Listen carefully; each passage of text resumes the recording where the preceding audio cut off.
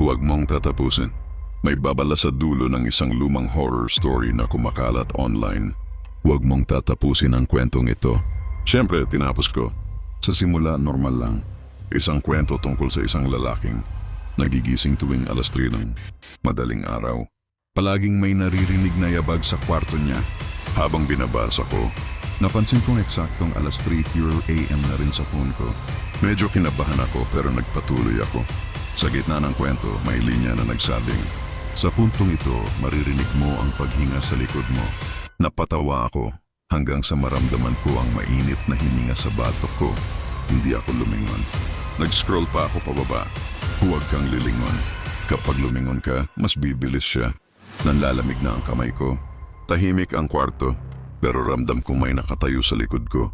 Sa huling bahagi ng kwento, may isang huling linya. Sa oras na matapos mong basahin ito, tapos na ang palitan. Biglang namatay ang ilaw. Nawala ang phone sa kamay ko. Nagising ako kinabukasan sa kama, pawis na pawis nanginginig. Akala ko panaginip lang, hanggang sa tumunog ang phone ko. May notification. New story uploaded. Title: Huwag mong tatapusin. Pagbukas ko may unang linya agad. May isang tao na nagising ngayong umaga. At ikaw ang susunod na magbabasa. At doon ko na-realize, hindi na ako ang nagbabasa ng kwento. Ako na ang kwento.